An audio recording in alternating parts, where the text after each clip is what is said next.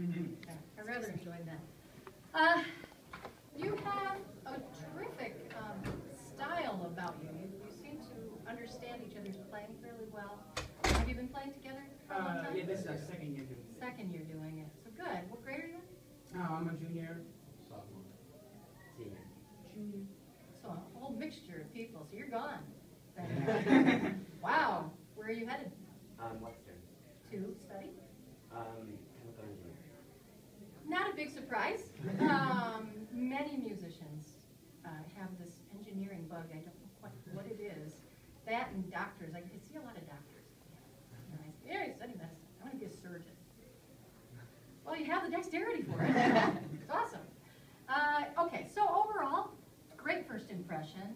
I like the way you're dressed. I like the way that you conduct yourselves. Very professional.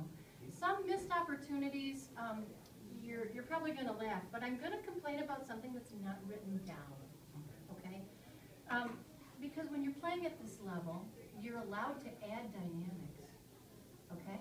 So I don't want you to be so concerned with what's on the page necessarily, because certain parts of this piece in particular are almost borderline boring within the measure itself. Do you know what I mean?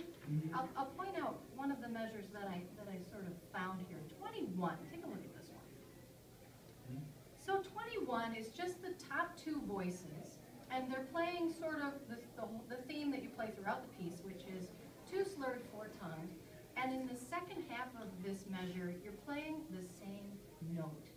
And the problem with playing the same note is that it's dull. The same note to someone listening, da dee da da da da, or board stiff. And there's nothing here. It doesn't say get louder. There's no crescendo marked, right? So you don't do it.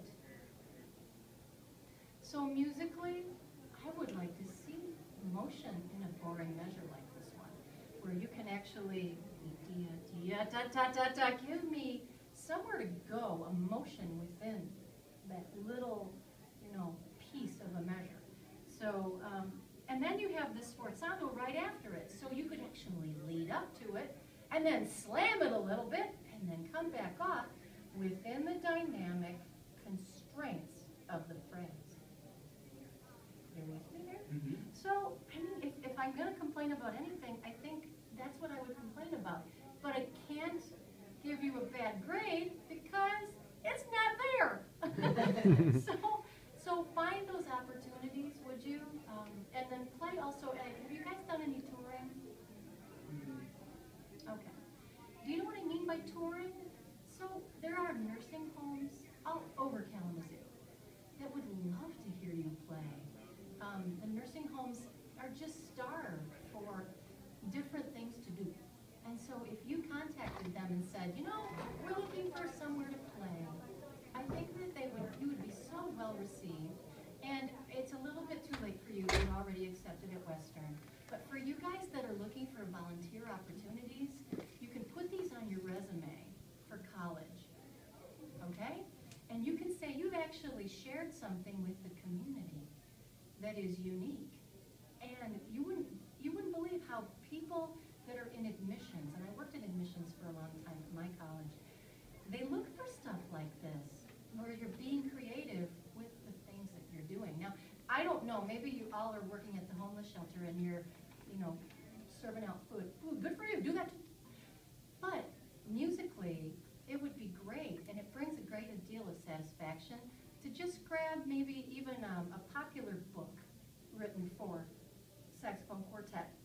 Things that people might even recognize, things you don't really have to practice that much, because they don't really care about what's on your page. They just care that maybe one of them played saxophone when they were in band, and they